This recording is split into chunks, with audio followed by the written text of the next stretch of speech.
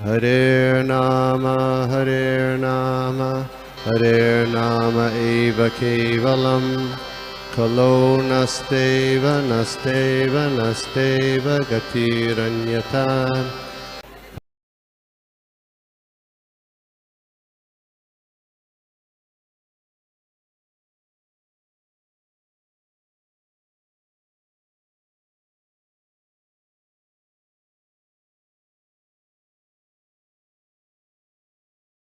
स्वागत है आज के इस प्रातःकालीन साधु संघ ऑनलाइन सत्र में जो इस्कॉन के अंतर्गत है। और हम लोग आज देखने वाले हैं सारे जो पूरा जो 17 अध्याय है, 17वां अध्याय उसको हमने खत्म किया था, तो उसको सार रूप में देखेंगे हम लोग, ताकि हम लोग जो है आगे का जो 18वां अध्याय है बहुत अच्छी तरह से हम लोग समझ सकें हम लोग। तो हम लोग आज उसका सार देखने वाले हैं। तो सभी भक्तों का आशीर्वाद लेते हुए, गुरुजनों का, प्रभुपाद जी का हम लोग आशीर्वाद लेते हैं। हम लोग प्रणाम से शुरू करते हैं। ओम नमो भगवते वासुदेवाय। ओम नमो भगवते वासुदेवाय। ओम नमो भगवते वासुदेवाय। नारायणं नमस्कृत्य नरं चैव नरोत्तमं देवीं सरस्वतीं व्यासं ततो जयमुदीरयेत्। नष्टप्रायेषु अभद्रेषु नित्यं भागवत सेवया भगवती उत्तम श्लोके भक्तिर्भवति नैष्ठिकी।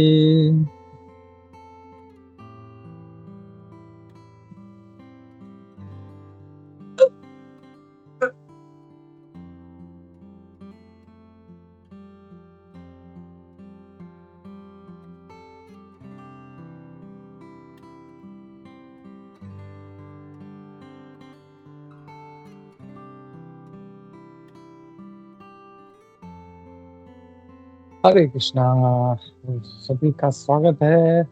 आज हम लोग देख रहे हैं 17वां अध्याय का सार देखने वाले हैं हम लोग। तो जो 17वां अध्याय है उसका नाम है हिरण्याक्ष की इस ब्रह्मांड में सारे दिशाओं में विजय। तो यहाँ पे देख रहे हैं ये जो अध्याय का नाम ही है, हिरण्याक्ष ने सारे ब्रह्मांड पे विजय पा ली है। तो जो मैं शेयर कर देता हूँ इजी। तो जो पहला श्लोक है जिसमें मैत्रेय मुनि बोलना शुरू करते हैं। तो ये मैत्रेय और विदुर के बीच में संवाद चल रहा है। और मैत्रेय मुनि क्या कहते हैं कि सारे देवता और जो ऊपर के लोगों के जो रहीवासी थे सारे, वो सारे भय से मुक्त हो गए, क्योंकि वो जो अंधकार हुआ था उससे वो काफी भयभीत हो गए थे। लेकिन हमने देखा उसके पहले अध्याय में कैसे सारे देवी देवता जो है ब्रह्मा जी के पास पहुंचते हैं और ब्रह्मा जी फिर उनको पूरा बताना शुरू करते हैं स्टोरी कश्यप मुनि और दिति के बारे में, और कैसे बताते हैं कि ये 2 पुत्र होने वाले हैं और उन्होंने गर्भ धारण किया है, इसके लिए अंधकार है। तो जैसे ये समझते हैं ये तो जो है ये एक लीला है, तो उनका जो भय था इतना कि अब क्या होने वाला है, अब क्या होने वाला है, वो उनका भय चला जाता है। तो और वो जब सुनते हैं ब्रह्मा जी से तो फिर वो अपने अपने स्थानों पर वापस निकल पड़ते हैं, जहाँ से आए। तो देवलोकों से, स्वर्गलोक से, गंधर्व लोक, यहाँ वहाँ जहाँ से भी आए थे वो सारे ये वापस चले जाते हैं। अब आगे क्या होता है, जो दिति माता है जब उसको पता चला कि उसके पुत्रों के कारण सारे देवताओं को तकलीफ होने वाली है, तो तभी तो उसने सोचा नहीं था, तो तभी तो जस्ट एक भगवान का लीला था, तो उसमें वो आवेश में आ गई, कामुक हो गई और उन्होंने अपने पति को बहुत ही फोर्स किया।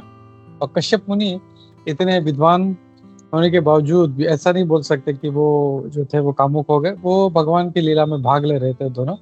तो उन्होंने वो काम किया और उसके बाद जब उनका गर्भ धारण हुआ तो उनको पता चला कि अरे बाप रे, ये तो 2 पुत्र बड़े खतरनाक है ये लोग, और ये लोग जो है ये भगवान को बहुत तकलीफ देने वाले हैं, सारे देवताओं को तकलीफ, सुरगण जो है उनको तकलीफ देने वाले। तो उसने क्या किया, पूरे 100 साल तक अपना प्रेगनेंसी जो था उसने रोक के रखा। तो आज के ज़माने में कोई सोचेगा, अरे यार आज का तो उम्र भी कोई 100 साल नहीं टिकता है, 70-80 में जो है वो निपट जाता है। तो ये तो प्रेगनेंसी सिर्फ 100 ईयर्स की है। So this is something very ना unimaginable for the people of Kaliyuga.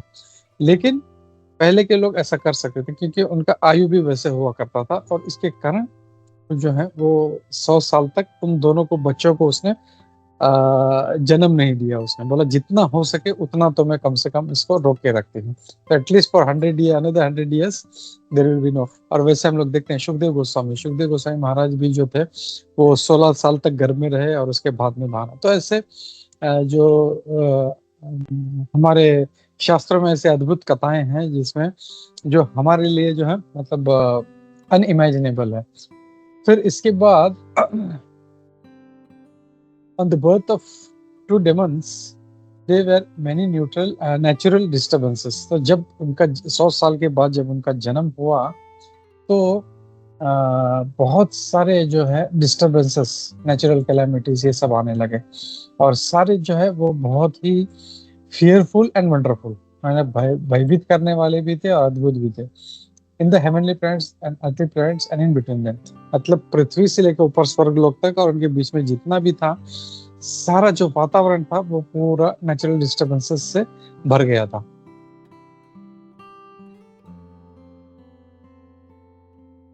एक minute,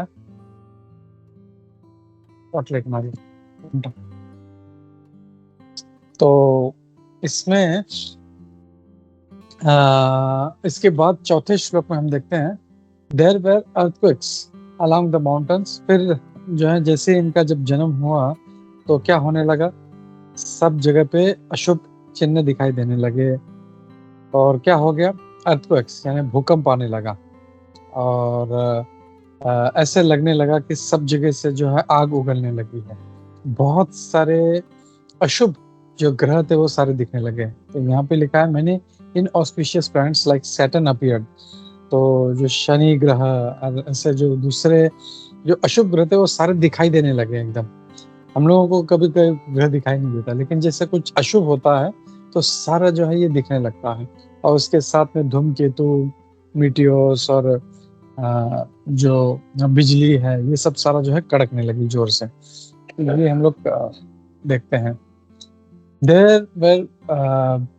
There blew winds which were most uninviting to touch। और ऐसी हवा चलने लगी कि हम लोग, जैसे हम लोग कभी किसी हिल स्टेशन पे जाते हैं, कोई हवा लगता है तो कितना अच्छा लगता है, वी एंजॉय दैट। लेकिन ये हवा ऐसी थी कि इट वाज अनइनवाइटिंग, मतलब कोई नहीं चाहता था कि हमको टच करे, ऐसे मतलब इस तरह की हवाएं थी, हिसिंग अगेन एंड अगेन। और वो बहुत ही जो थे जोर जोर से आवाज करते हुए चल रही थी, और बड़े बड़े जो रास्ते में जो पेड़ आ रहे थे सबको उखाड़ते हुए, जाइजेंटिक ट्रीज जो थे उसको वो उखाड़ते हुए जा रही थी। They had storms for their armies and cloud of dust for their ancients. तो उनके जो थे, उनके जो आर्मी में कौन था, तूफान थे और क्लाउड्स थे, यानी बादल थे। फिर हम देखते हैं छठे श्लोक में जो आसमान में सारे जो नक्षत्र, तारेगण जो हैं या जो भी मतलब चंद्रमा है, ऐसा सबको बादलों ने घेर लिया। तो खुला आकाश जो होता है वो हमेशा इट इज है ना, देखने लायक होता है। हम लोग तारे देखते हैं कितना सुंदर लगता है, चंद्रमा और जितने भी नक्षत्र दिखते हैं तो बहुत अच्छा लगता है हम लोगों को। लेकिन ये जब सारा बादल इसको ढकने लगे तो समझ जाना चाहिए कुछ अशुभ है। तो वैसे हुआ, सारे बादलों ने जो थे ऐसे सबको ढकना शुरू कर दिया, और उसमें बीच बीच में जो बिजलियां हैं वो बिजली जो थी वो कड़कने लगी, और ऐसा लग रहा था जैसे वो हंस रही है। तो she was laughing at the people. और बीच बीच में ऐसा बिजली कड़क रही थी। डार्कनेस रेन एवरीवेयर, और सब जगह पे जो था अंधकार हो गया था और कुछ भी दिखाई नहीं दे रहा था। क्यों, क्या हो गया, क्योंकि सारे जो जितने भी लुमिनरीज हैं, जैसे चंद्रमा है, नक्षत्र है, तारा है, जो भी है जो प्रकाश देता है वो सबको बादलों ने ढक दिया, और उसके कारण जो है अंधकार होने लग गया था। फिर तूफान जो है उसके कारण क्या हो गया, जो ओशन था, जो समुद्र था, उसमें बड़ी बड़ी लहरें उठने लगी और ऐसे लग रहा था कि जैसे वो बहुत ही दुख कर रहा है और जोर जोर से वो रो रहा है। And there was a commotion amongst the creatures inhabiting the ocean. और इसके कारण क्या, अभी जब इतना तूफान, जब इतना हलचल मचा है, तो बेचारे उसमें जो जीव थे वो सारे परेशान हो गए। The rivers and lakes were also, न सिर्फ समुद्र, हम लोग नॉर्मली देखते हैं समुद्र में हलचल मचती है, कोई भी सरोवर है या तालाब है बहुत शांत होता है, इसमें कोई हलचल की संभावना नहीं होती जब तक कोई अर्थक्वेक नहीं आता। अब क्या हो गया, उसमें भी जितने भी सरोवर है, तालाब है, वो भी जो थे उसमें हलचल होने लगी और सारे जो उसके अंदर के जो कमल थे वो सारे सूखने लगे। मिस्टी हेलोज अपीयर्ड अराउंड द सन, और सूर्य के और चंद्रमा के ऊपर भी जो थे क्या बोलते हैं, जैसे धुंधला जो प्रकाश है वो दिखने लगा, वो एकदम उसको भी मतलब जो था उसको भी ढक दिया था।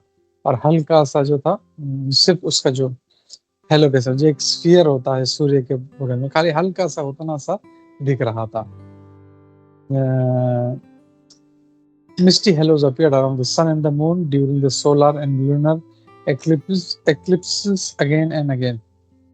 तो ये चंद्र ग्रहण और सूर्य ग्रहण में ऐसा ये बार बार दिखने लगा। फिर बिजली जो थी वो बार बार कड़क रही थी और उसमें कोई मतलब ऐसा नहीं था कि मतलब बहुत जब वर्षा होती है तब पूरा बादल ढक जाते हैं और फिर जो है बिजली कड़कती है, ऐसा कुछ भी नहीं था, न कोई बादल थे। फिर भी कई जगहों पे ऐसा वहां पे बहुत ही घनघोर जो थे बिजली कड़क रही थी।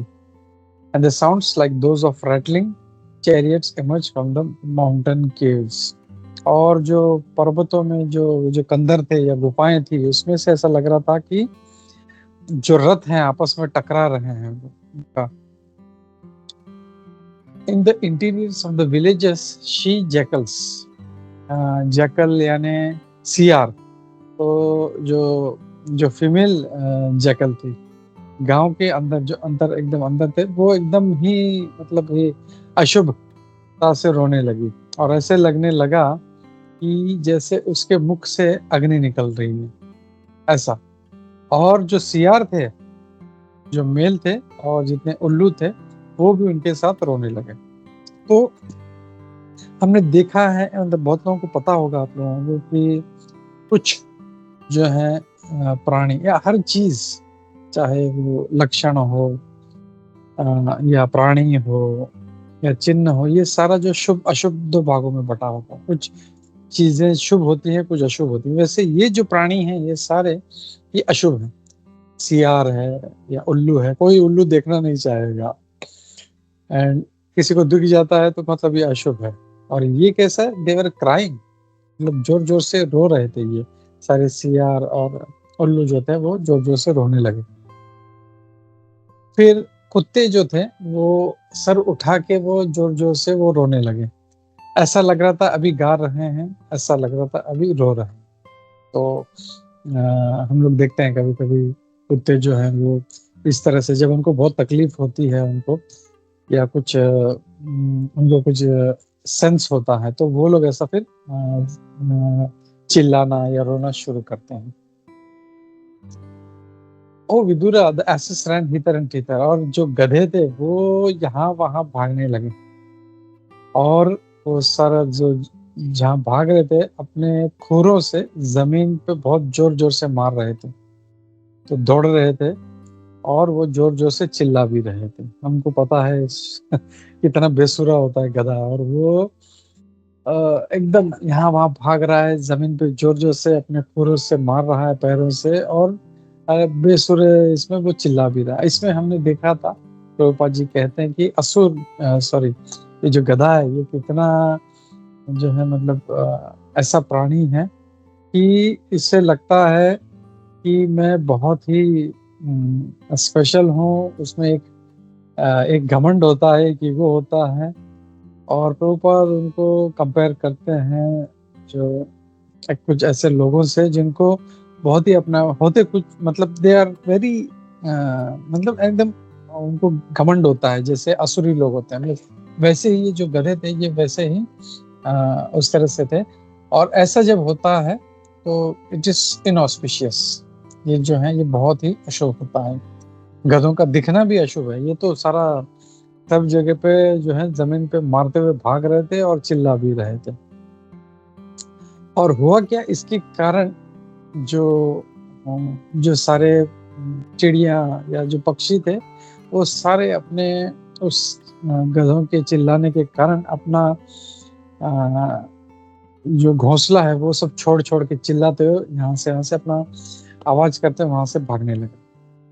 और जो गौशालाएं थी उसके अंदर जो भी गाय बैल सारे जो है वो गोबर और गोमूत्र जो है वो उनका निकलने लगा उनका, मतलब देवर सो फ्राइटेंड कि मतलब डर के मारे उनका मूत्र निकलने लगा। तो हम लोग देख रहे हैं कि कितना भयानक है कि इवन सारे जो पशु पक्षी है, मनुष्य तो जाने देवी देवता भी कांप रहे थे और पशु पक्षी भी जो पर उनका कहना ही क्या है, they were also very much frightened. Cows terrified yielded blood in place of milk। तो जो सारी गौवें थी वो इतना डर गई थी, इतना डर गई थी कि दूध के बदले उनके थनों से जो है रक्त निकल रहा था। और आसमान में बादलों से पानी के बजाय पस बरस रहा था। So how inauspicious that is. पस जो है हम लोग छू लेते हैं तो हम लोग को हाथ धोना पड़ता है, ये तो पूरा बादलों से ऊपर से जो है ये पूरा जो है पस वो गिर रहा था। और द इमेजेस ऑफ गॉड, जितने भी विग्रह थे भगवान के मंदिरों में, वो ऐसा उनके आंखों से अश्रु बह रहे थे उनको। और सारे जो पेड़ थे वो बिना किसी विंड के, मतलब ऐसा नहीं कोई बड़ा तूफान आ रहा है तो पेड़ गिर रहा है, नहीं तो तूफान नहीं है, कोई हवा नहीं चल रही तो भी बड़े बड़े पेड़ जो थे वो उखड़ के गिर रहे थे। फिर यहाँ पे आगे कहा गया 14वें श्लोक में, ओमनियस जो जो ये है मंगल और शनि जैसे जो अशुभ जो ग्रह है वो जबरदस्त चमकने लगे एकदम। जब ऐसा लगने लगे तो आजकल तो बोलते हैं अरे मार्स का साइटिंग है, मार्स दिखने वाला है या कोई फलाना ग्रह दिखने वाला है, तो बहुत लोग खुश होते हैं और भाग भाग के अपना माइक्रोस्कोप टेलीस्कोप और पता नहीं क्या क्या वो उसको देखने का प्रयास करते हैं। लेकिन हम शास्त्र से जानते हैं दे आर वेरी इनऑस्पिशियस, बहुत ही अशुभ ग्रह हैं, इनका दिखना अच्छा नहीं होता, ये चमक रहे हैं तो अच्छा नहीं होता। और ये जब होता है तो फिर सारा सब जो है समाज में या उस जगह पे बहुत ही बुरी चीजें होने लगती हैं। और उनका चमक इतना था कि जो शुभ ग्रह थे जैसे Mercury is Budh, Jupiter Brihaspati और वीनस इज शुक्र, तो ये जो था इनका चमक को भी ये ढकने लग गया उनको। और जितने भी जो बाकी नक्षत्र है उनको सब कवर करने लगे, इतना चमकने लगे। टेकिंग सेमिंगली रेट्रोग्रेड कोर्सेस, और ये जो सारे जो ग्रह थे दूसरे जो अशुभ ग्रह थे ये रेट्रोग्रेड यानी उल्टा चाल चलने लगे। मतलब अभी जैसे फॉर एग्जांपल रोड है, रोड में जाने का रास्ता है, वहां से अगर कोई गाड़ी रिटर्न आएगी तो क्या होगा, एक्सीडेंट होगा। तो वैसे ये जो थे इनका जो चक्र जो था इनका ग्रहों का ये उल्टे चलने लगे। मतलब होता है ऐसा जैसे शनि जो है, शनि की वक्री चाल होती है but it is all calculated, वो कुछ टाइम के लिए थोड़ा सा पीछे आते हैं दैट इज इनऑस्पिशियस और फिर वो सीधा चलना शुरू करते हैं, लेकिन उसमें कोई ग्रहों का एक्सीडेंट नहीं होता। ये तो ऐसा हो गया था कि ऐसा वक्री चाल चल रहे थे कि दूसरों ग्रह से ये ऐसा लग रहा था अभी टकरा जाएंगे अभी, तो ये होने लगा।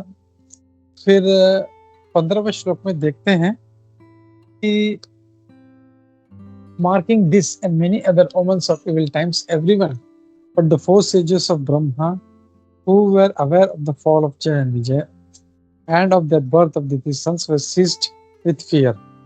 तो यहाँ पे अब कहा जा रहा है इतना सब कुछ देखा, सब अशुभ लक्षण सब जगह पे दिखाई दे रहे हैं। सियार रो रहे हैं, मंगल ग्रह जोर जोर से चमक रहा है, तूफान आ रहा है, तूफान ऐसा वो समुद्र ऐसा लगता है रो रहा है, इतना कुछ है।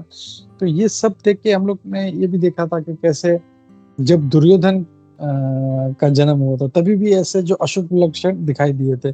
तब विदुर जी ने कहा था कि यह बहुत ही बच्चा अशुभ है, इसको अब मतलब इतना अशुभ है कि इसको अभी के अभी मार दो तो ही तुम बच पाओगे। लेकिन उसकी बात नहीं मानी और उसको रखा गया।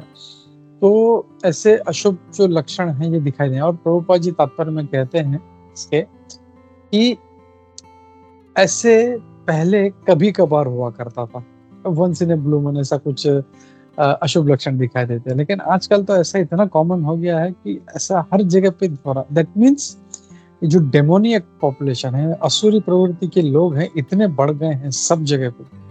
और हम लोग देख रहे हैं खास करके अभी कितने जो है क्राइम हो रहे हैं, कितना कितना गंदा काम हो रहा है। Such horrible things are going on. And why is this? Because ये ऐसे सब सारे जो असुरी हैं, ये पता नहीं कहाँ का ये लोग सारे यहाँ पे धरती पे अपने अवतार ले रहे हैं ये लोग, और समाज को बिगाड़ रहे हैं।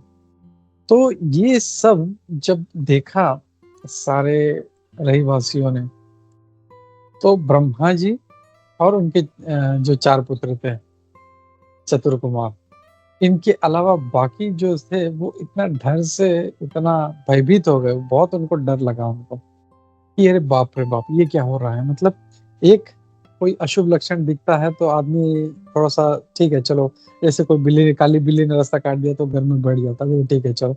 लेकिन हर जगह पे अगर अशुभ चिन्ह दिखाई दे तो उनको समझ में नहीं आता मतलब क्या हो क्या रहा है। मतलब एक आध चिन्ह नहीं दिख रहा, सभी बुरे चिन्ह दिख रहे हैं। वो बहुत फिर जो है मतलब उनको समझ में आता है कि बहुत भयानक समय आने वाला है, और इसके कारण वो बहुत डर गए। लेकिन सिर्फ ब्रह्मा और जो 4 चतुर कुमार थे जो जानते थे कि क्या हो रहा है, वो लोग उनको डर नहीं लगा। बोले ये तो चलो भगवान की लीला है, इसके कारण ये लोग आए हैं और ऐसा होने वाला है। They did not know the secrets of the portents and thought that the dissolution of the universe was at hand. तो बाकी जितने सारे लोग थे ये इन जो जो अशुभ चिन्ह थे उसका उनको रहस्य समझ में नहीं आया। ये तो सारे भगवान की लीला है। अब ऐसा लगने लगा कि बस अब तो दुनिया खत्म हो गई, बस समाप्त, द एंड होने वाला है। And they were very much frightened. फिर these 2 demons who appeared in the ancient times soon began to exhibit uncommonly body features. और ये जो 2 जो बच्चे थे, ये असुर थे, जो इनका शरीर में अनकॉमन जो था बॉडी फीचर्स दिखने लगा। मतलब साधारण मतलब नहीं थे वो बालक, उनका मतलब जो एकदम साधारण जैसे एक बालक होता है उसके समान नहीं था।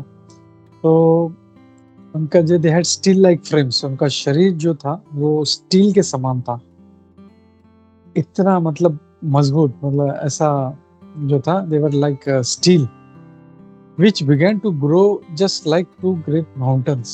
और तो मतलब जैसे पैदा हो गए ऐसे नहीं थे वो, धीरे धीरे पहले 6 महीना, फिर 9 महीना, 1 साल, 2 साल, 10 साल, फिर धीरे धीरे बढ़ने ही वो पैदा होते ही बाहर आए। और इतना मतलब बचपन से उनका जो शरीर था मजबूत था, और वो जैसे आए वो धीरे धीरे एकदम बढ़ने लगे और बड़े विशाल पर्वत की तरह वो लोग बन गए।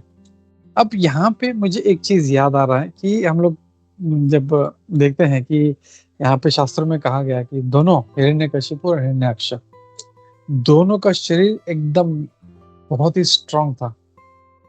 कहीं कहीं पे कहा गया है कि हिरण्यकशिपु वज्र के समान था, इतना ये था। मतलब जब इंद्र ने उसके ऊपर अपना वज्रास्त्र चलाया था तो भी कुछ नहीं हुआ। मतलब वो ऐसा जैसे कोई फूल फेंका ऐसा उसने झाड़ दिया उसने, वो सो स्ट्रांग। लेकिन भगवान नरसिंह देव ने जो है उसको आराम से अपने नखूनों से फाड़ दिया। उसमें भी जो है हम लोग जो डेली नरसिंह आरती बोलते हैं, it is so nice to hear. उसमें हम लोग देखते हैं क्या बोलते हैं, तब कर कमल बरे, यानी उनके हाथ कैसे, भगवान के हाथ कमल, तब कर कमल बरे, आपके जो का जो जो हाथ हैं वो कमल के समान है और अद्भुत श्रृंगाम, तव कर कमर वरे नखाम अद्भुत श्रृंगाम, और नखाम जो है वो अद्भुत है। तो जस्ट इमेजिन, अभी जैसे मैं बोलूं कोई एक गुलाब की पंखुड़ी है पतली, एक सिंगल जैसे है, या कमल है एक, उसके ऊपर मैं कोई बड़ा स्टील या कोई ऐसा लोहे का रॉड लगा देता हूँ, उससे बोलता हूँ आप लोग कोई दीवार पे ठोक के उसको तोड़ के दिखाओ।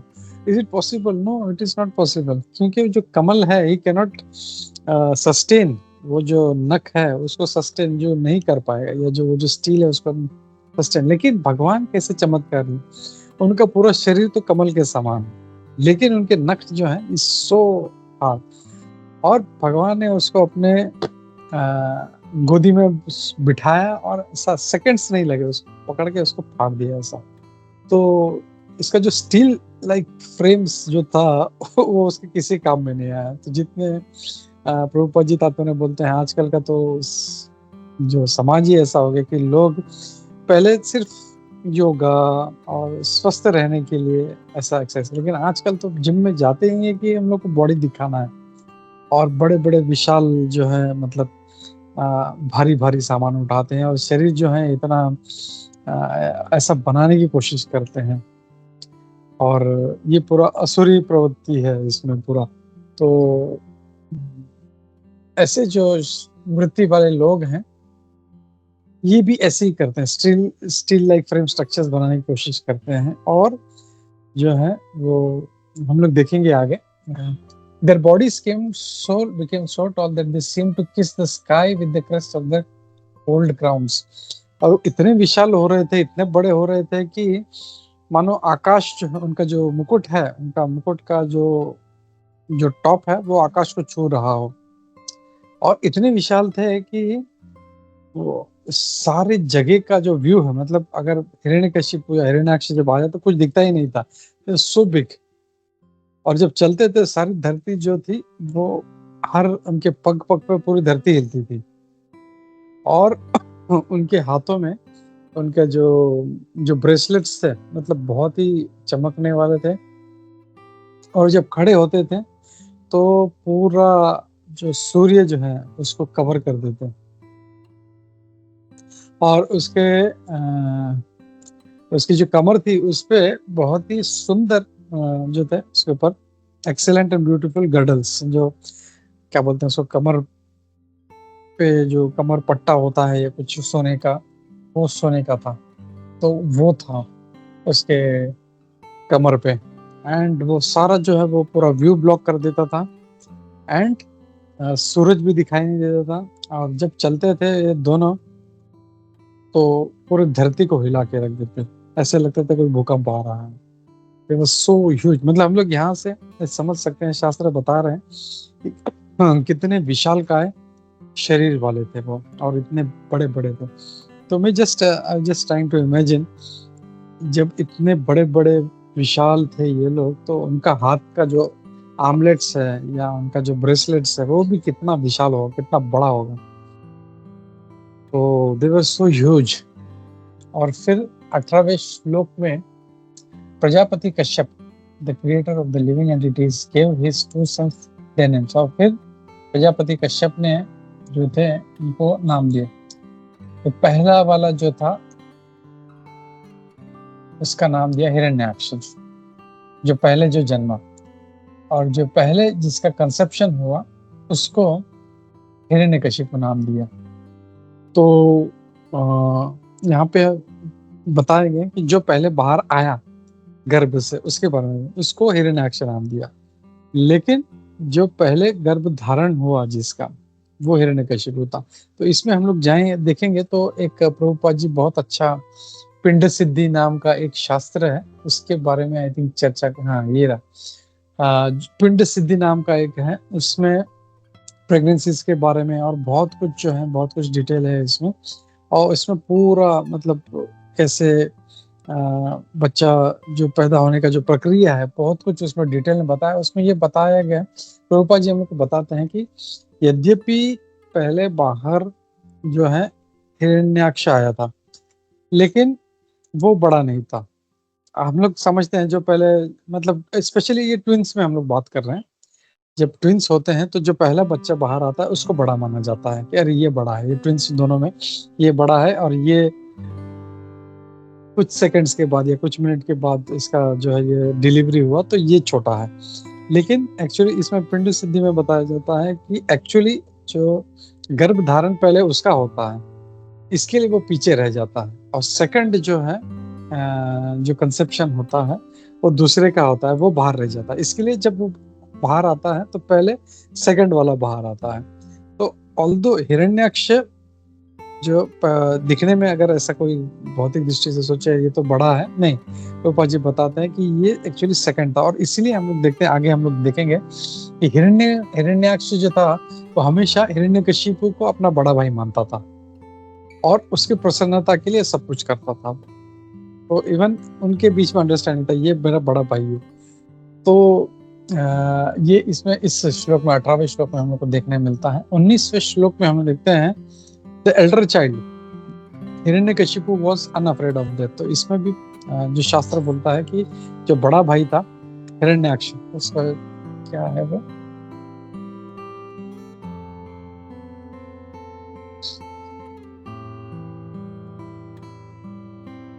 ओके। तो हिरण्याक्ष जो बड़ा भाई था वो मृत्यु से बिल्कुल भी नहीं डरता था, और इस सारे पृथ्वी पर, इस तीनों लोक, पृथ्वी तो जाने दो, तीनों लोकों में, नीचे के पाताल लोकों में, ऊपर के स्वर्ग लोकों में, ऐसा मतलब कोई भी किसी से डर नहीं लगता था। क्यों? क्योंकि उसको ब्रह्मा जी से वर मिल गया था। ये हमने देखा, पहले पढ़ चुके हैं हम लोग का शास्त्र में पढ़ा है, फिर कई महाराज लोगों से सुना है कि कैसे उसने तपस्या किया था। और उसने बोला ब्रह्मा जी को जब प्रसन्न किया इतने कड़ी तपस्या करने के बाद, उसने बोला ब्रह्मा जी प्रसन्न हुए तो बोले ब्रह्मा क्या चाहिए? तो बोले मुझे अमर कर दो। ब्रह्मा जी बोले ना बाबा, मैं खुद अमर नहीं हूँ तो मैं तुम्हें कैसे दूं, जो मेरे पास है वो मांगो। फिर वो बोलते अच्छा ठीक है, मैं ऐसे जमीन पे नहीं मरूं, आकाश में नहीं मरूं, मैं दिन में नहीं मरूं, रात में नहीं मरूं, ऐसा। He was also very intelligent. बोला ठीक है, अमरता का वरदान नहीं दे सकते, मैं ऐसा वरदान मांगता हूँ कि मैं अमर हो जाऊंगा। And practically it was like that. अगर कोई बोले मैं दिन में नहीं मरूं, रात में नहीं मरूं, तो कब मरेगा? तो जमीन में नहीं मरो, आकाश में नहीं मरो, या तो वो जमीन पे मरेगा या आकाश में ऊपर उड़ते हुए मरेगा। प्लेन में जा रहा है, एक्सीडेंट होकर गिर गया, या फिर अस्त्र से नहीं मरू, शस्त्र से नहीं मरू, प्राणी से नहीं मरू, देवताओं से नहीं मरू। तो ही अरेंज्ड सो वंडरफुली, पूरा ऐसा डिजाइन किया उसने। एंड फिर उसको लगा अब मैं नहीं मर सकता, और इसके कारण वो जो वर मिला था ब्रह्मा जी से, इसके कारण वो बिंदास घूमता था। And this is a quality of and asura, असुरी प्रवृत्ति के लोग होते हैं ये लोग। घड़ी क्या बोलते हैं, एकदम कड़ी तपस्या करते हैं ऐसे सब चीज पाने, और जैसे मिल जाता है इतना घमंड आ जाता है इनमें कि दे बिकम अच्छा ठीक है अब तुम मेरा क्या कर लोगे। तो दिस इज एन, जब बोलते हैं ना कि अपने तपस्या के कारण हमें जब अहंकार आ जाता है, तो that is an quality of asura. तो वो बिल्कुल नहीं होगा। इवन हम लोग भक्ति में भी जब हम लोग हैं तो ऐसा नहीं कि ये लोग असुर हैं, हम लोग भी जब हैं, हम लोग देखते हैं, लोग बोलते हैं अरे मैं तो 64 माला करता हूँ, मैं 32 माला करता हूँ, मैं सुबह 3 बजे उठता हूँ। तो दिस इज डिपिक्टिंग उनका जो अहंकार है वो दिख रहा है। तुम साधना किसके लिए कर रहे हो? अपने लिए कर रहे हो। दुनिया को पता नहीं क्या जरूरत, मैं 3 बजे उठ रहा हूँ, मैं 64 माला करता हूँ, प्रभु जी मैं तो एकदम क्या बोलते हैं निर्जला करता हूँ, मैं बिल्कुल भी कुछ भी नहीं खाता। Whatever तपस्या we doing is for our own Sadhana. So this is not to be, बोलते ना कि गुरु और अपना भजन ये सीक्रेट होना चाहिए। This should not be told to anyone। तो ये जो क्वालिटी था हिरण्यकशिपु का, वो ये था असुरी। जैसे मुझे वर मिल गया, ओ चलो अब किसकी हिम्मत है, मुझे चलो हाथ लगा के दिखाओ। एंड वो फिर ऐसे लोग फिर दूसरों को परेशान करना शुरू करते हैं, क्योंकि उनको पता है कि मेरे पास ये बल है तो आई कैन डू एनीथिंग। तो he was proud and puffed up, उसको बहुत ही उसको घमंड आ गया था उसको, और was able to bring all 3 planetary systems under his control. उसने सारे जो ग्रहों का जो रचना था पूरा अपने हाथ में ले लिया उसने, कि भाई अभी ऐसे चलना है और ऐसे चलना है, और सब कुछ जो है मतलब स्वर्गलोक ऊपर का, नीचे का पाताल लोक, सब कुछ उसने कंट्रोल कर लिया था। 20th, हिज यंगर ब्रदर, इसमें भी कहा गया है कि जो छोटा भाई था Hiranyaksha, was always ready to satisfy his elder brother by his activities। और वो जो था अपने बड़े भाई को खुश करने में हमेशा मतलब उसको मतलब आनंद लेता था, उसको अच्छा लगता था कि मैं क्या करूं। तो ये जो था Hiranyaksha took a club on his shoulder, और अपना जो गदा था वो, मतलब हम लोग ये देख सकते हैं कि हिरण्याक्ष जो है हमेशा गदा अपने पास रखता था। तो हिरण्याक्ष टुक अ क्लब अपने कंधे पे रखा और सारे ब्रह्मांड में वो युद्ध के लिए घूमने लगा। और सिर्फ किसके लिए, मतलब कोई मतलब जो है मतलब कोई तो लड़ने आया और मैं इसको परास्त करूं और मेरे भाई को जो है हिरण्याक्ष को मैं प्रसन्न करूं। फिर Hiranyaksha's temper was difficult to control, उसका जो टेम्पर था बहुत ही मुश्किल था कंट्रोल कर पाना। मतलब इतना जनरली हम लोग देखते हैं जो असुरी व्यक्ति के लोग होते हैं उनको हम लोग टेम्पर, हम लोग कितना भी बोले अरे प्रभु ऐसा मत करो, अरे माता जी सब, लेकिन उनका टेम्पर कंट्रोल में नहीं होता। So again this is an asuri quality. एक भक्त जो होता है, भक्त को भी आप देखेंगे वो चिल्ला रहा है, मतलब मेकिंग chaos एवरीवेयर, नहीं, this is not a good sign. तो ये देख रहे हैं कि ये भी जो है मतलब टेम्पर अगर कंट्रोल में नहीं है, गुस्सा कंट्रोल में नहीं है, अपना क्या बोलते हैं, अपना वाचा कंट्रोल में नहीं है, भक्त किसी को भी कुछ भी बोल रहा है, कुछ भी कर रहा है, तो that is not a good sign. तो वैसे हिरण्याक्ष जो था उसका भी जो टेम्पर था बहुत डिफिकल्ट था। और he had anklets of gold tinkling about his feet, उसके पैरों में सोने की पायल थी और जो हमेशा छुन छुन करते हुए जब भी चलता था वो बजती थी। He was adorned with a gigantic garland। तो हम लोग समझ सकते हैं वो कितना आकाश को छू रहा है जो व्यक्ति, बाप रे इतना विशाल। हम लोग सरदार पटेल देखते हैं सबसे बड़ा स्टैचू है, bigger even than Statue of Liberty. तो उसको अगर हार पहनाना है तो कितना बड़ा लगेगा, जस्ट इमेजिन। तो just compare that to Hiranyaksha, कितना बड़ा है, वो आसमान को टच कर रहा है, तो उसके गले में जो गार्लैंड भी होगा वो कितना विशाल होगा, उसके पैर की पायल जो होगी सोने की वो कितनी विशाल होगी, इसका गदा जो है he rested his huge mace, इसका जो गदा था वो जो अपने कंधे पे रखता था वो कितना विशाल होगा। So wonderfully explained all over here. तो 22 में his mental and bodily strength as well as boon conferred upon him had made him proud। तो यहाँ पे हम देख सकते हैं उसका जो मेंटल एंड बॉडी, मतलब ऐसा नहीं था कि उसका सिर्फ बॉडी स्ट्रेंथ था, इसका मेंटल स्ट्रेंथ भी बहुत स्ट्रांग होता है।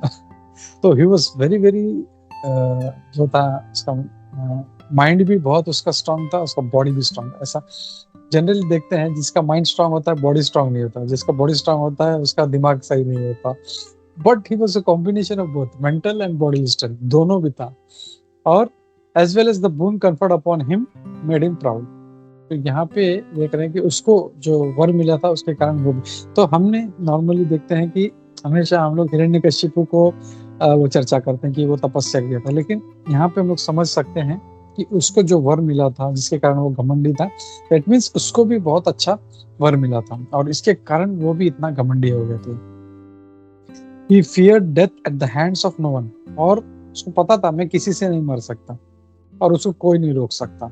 The gods therefore were seized with the fear at his very side। तो देवता लोग तो जैसे ही देखते तो उधर से भाग जाते थे, बोलते अरे बाप रे हिरण्यकशिप हो गया, हिरण्याक्ष, बिकॉज दे न्यू इसको कोई नहीं मार सकता। और उसमें एक तात्पर्य में प्रभुपाद जी एक जगह पर कहते हैं ऐसा इसलिए भी है क्योंकि they were not ordinary beings, they were from spiritual world। तो कोई साधारण जो है देवी देवता उसको नहीं मार सकता, उसको भगवान ही चाहिए। और सारी देवी देवता जब भी देखते थे अरे बाप रे आ गया, तो वो सारे जो इधर उधर छुप जाते थे। और प्रभुपाद जी भागवतम जो है उदाहरण देता है, जैसे गरुड़ के देख के सांप छुप जाते हैं, क्योंकि सांप कितना विषैला होता है, इज ऑलवेज एनिमस, हमेशा डसने के लिए तैयार होता है, लेकिन जैसे ही वो गरुड़ को देखता है वो तुरंत छुप जाता है, तुरंत भाग जाता है। तो वैसे ही सारी देवी देवता जो थे जैसे हिरण्याक्ष को देखते थे वो भाग जाते थे। और नॉट फाइंडिंग इंद्रा, तो ये हिरण्याक्ष जब घूम रहा था तो ढूंढ रहा था, बोला इंद्र किधर है, सारे देवता किधर है, तो वो एकदम घूम रहा था। और जब देखा कि नहीं मिला है तो जो अपने इतने मद में चूर हो गया था, तो seeing that they had all vanished before his mind, देख के जब उसको देखा कि सारा मेरा शक्ति से जो है सारे डर के भाग गए हैं, कहीं पे भी दिखाई नहीं दे रहे, तो जोर से वो गुर्राने लगा, वो रोरेड लाउडली। तो बहुत ही मतलब उसको और ये हो गया कि देखो मतलब मेरे डर से भाग गए। After returning from the heavenly kingdom, the mighty demon, who was like an elephant in wrath, for the sake of sport, dived into the deep ocean, which was roaring terribly. तो हमने देखा जैसे जो ओशन था, जो समुद्र था, कितना वो तूफान आ रहा था उसमें। तो जब देखा कि मतलब वो ऊपर स्वर्गलोक में भी गया, इंद्र के पास भी गया, कोई नहीं मिला उससे, तो वो जो एक विशाल एक पागल हाथी की तरह हो गया था। तो हाथी जो हम लोग जब भी कंपेयर करते हैं तो हाथी का जो होता है गुस्सा, वो अनकंट्रोल। इसके लिए जब भी गुस्से की बात आती है तो हाथी वो जब भागता है, अभी रिसेंटली मैंने एक वीडियो देखा था, I don't know where it was, शायद केरला का ही था शायद। तो उसमें एक सडनली एक हाथी, वहां पे कुछ फेस्टिवल चल रहा था, एक हाथी एकदम अचानक पागल हो गया और उसने एक आदमी को उठा के ऐसा पटक दिया, दूर फेंक दिया उसने। तो दे आर अनकंट्रोलेबल। तो वैसे ही ये भी वैसे ही हो गया था, और just for the sake of sport, मतलब ऐसे ही जो था, मतलब आनंद के तौर पे वो जो इतना डीप ओशन था उसमें छलांग लगाई। तो अब यहाँ पे अब डीप ओशन क्यों कहा गया है, because we can understand Hiranyaksha जो है जमीन पे जब खड़ा था आकाश को छू रहा था, तो उसके लिए भी उतना ही अगर उसको डाइव करना है तो उतना ही डीप ओशन चाहिए। तो he dive into such an deep ocean, जो बहुत ही भयानक तरीके से वो गर्जना कर रहा था।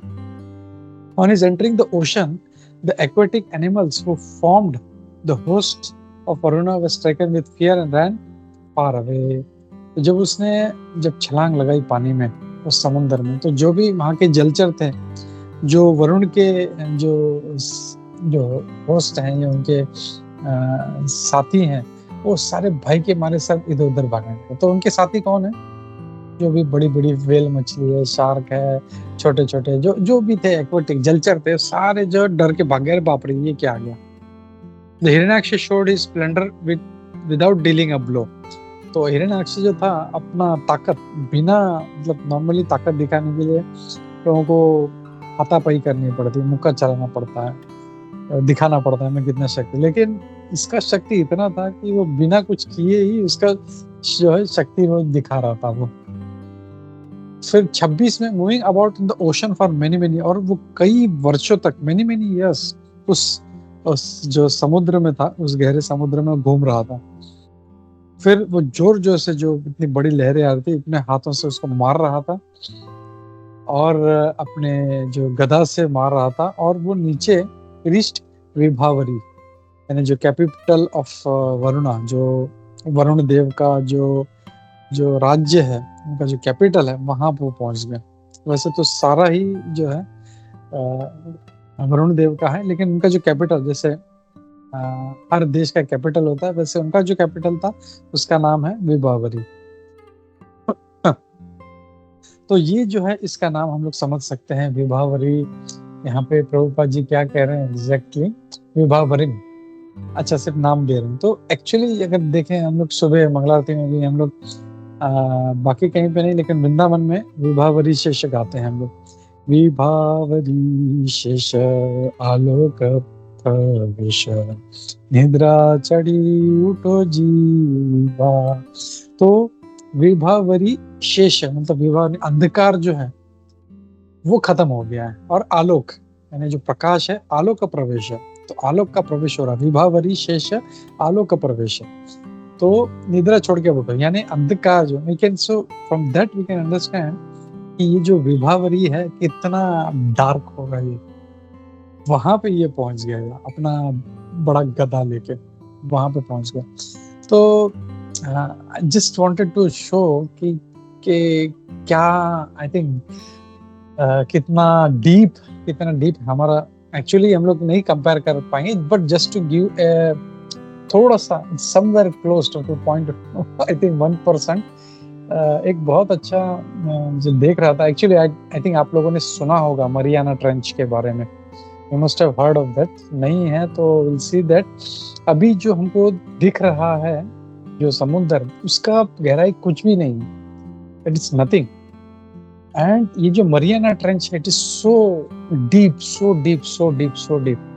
तो यहाँ पे अगर हम लोग देखें, जस्ट टू कंपेयर, मतलब विभावरी कहाँ तक हो सकता है, जस्ट टू गेट एन एक इमेजिनरी व्यू, हम लोग को एक आइडिया आ जाएगा इसमें। तो इसमें अब देख रहे हैं कि ये जो है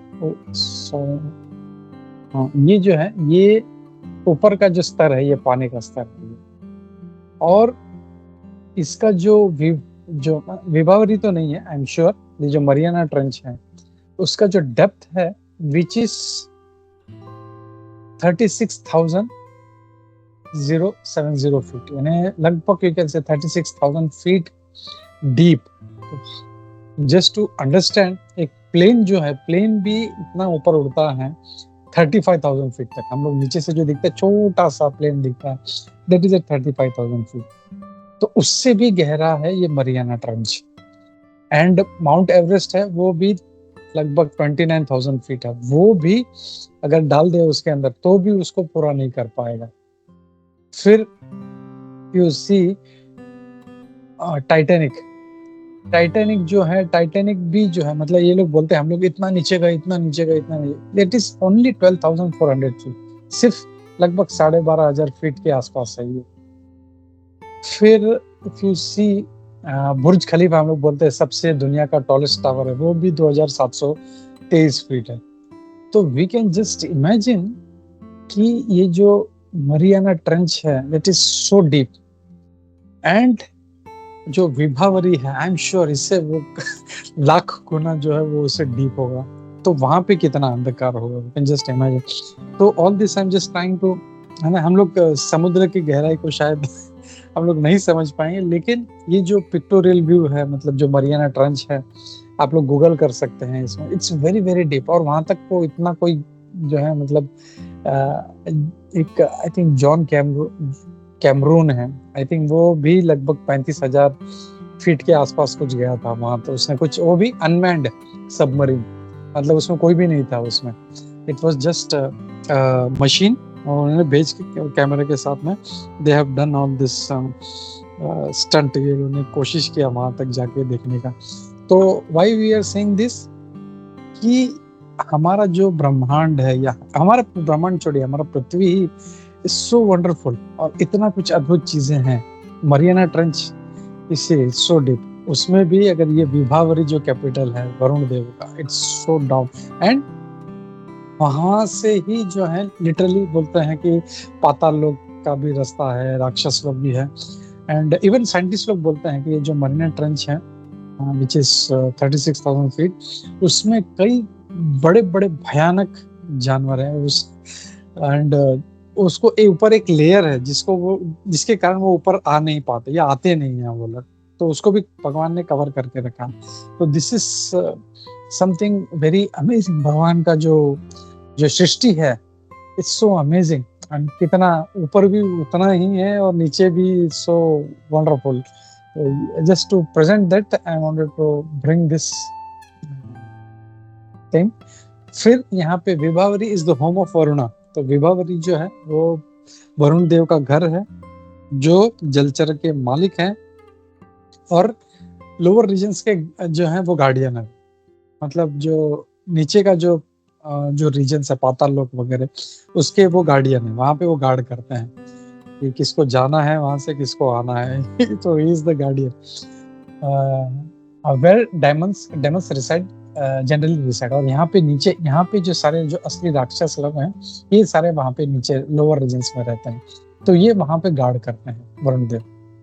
तो वी कैन इमेजिन वरुण कितने पावरफुल होंगे कि जो सारे राक्षसों का मतलब जो है वो गार्डियन है वो, मतलब किसी को आने नहीं देते वो। तो हाउ पावरफुल ही मस्ट।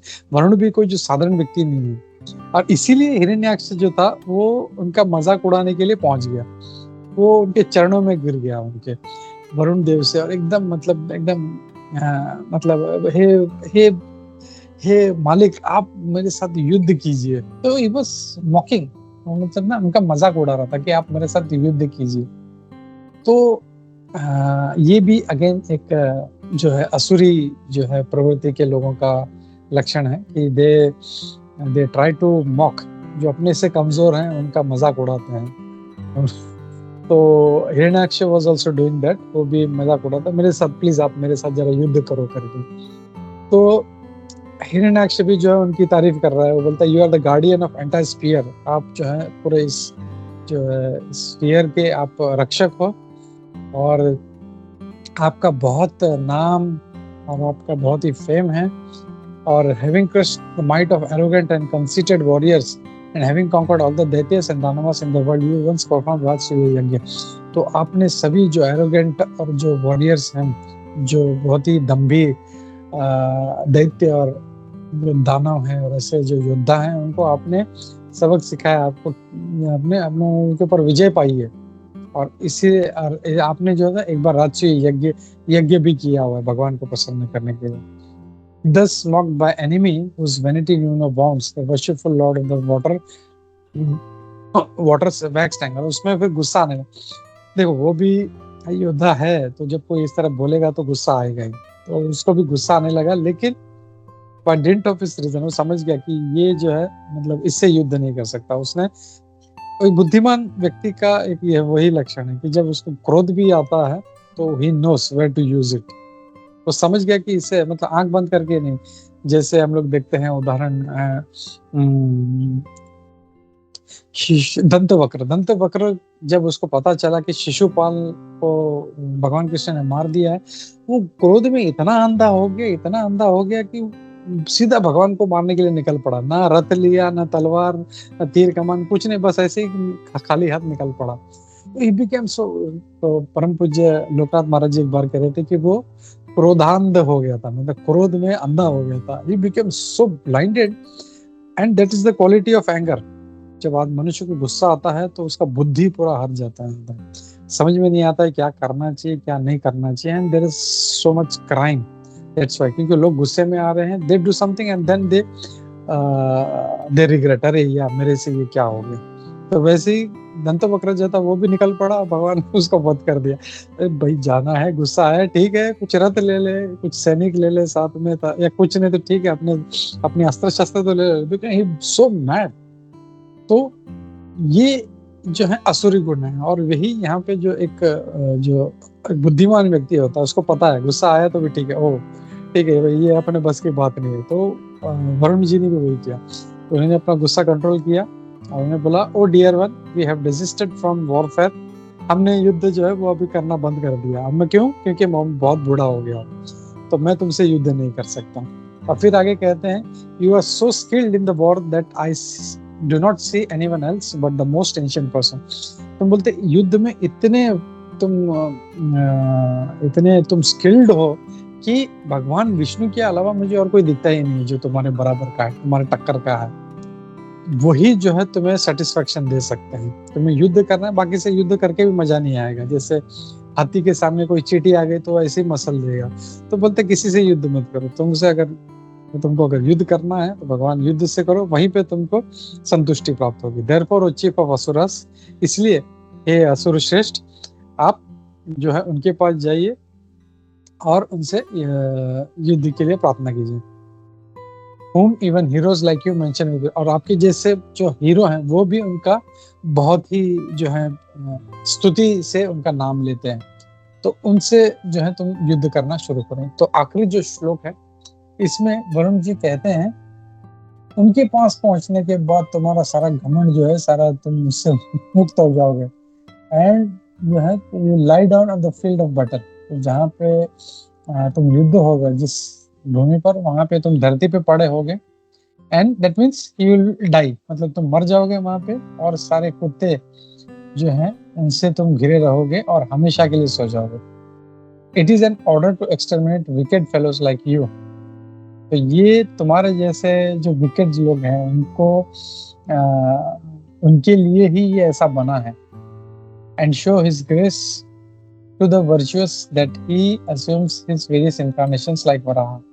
तो यहाँ पे हम लोग देख सकते हैं कि यहाँ पे एक हिंट मिल रहा है कि वो कह रहे हैं कि भगवान ने वराह का अवतार ले लिया है, तो तुम्हारे जैसे ही लोगों को खत्म करने के लिए बोलते वो वराह जैसे अवतार लेते हैं। तो यहाँ पे हम देखते हैं कि वराह जी का जो है आगमन हो गया है यहाँ पे, और ये लास्ट श्लोक है। तो अगले जो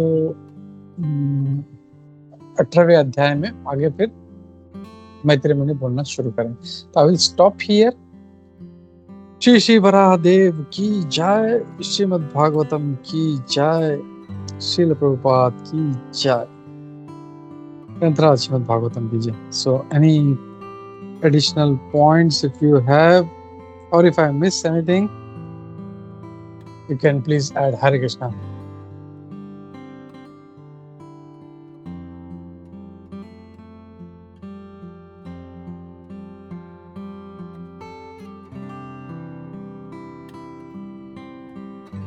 ओके, तो हम लोग रुकते हैं। ग्रंथराज श्रीमद् भागवतम की जय, श्रील प्रभुपाद की जय, इस्कॉन गोविंद की जय, सभी उपस्थित भक्त वृंद की जय। हरे कृष्ण। हम लोग लेते हैं नरसिंह आरती।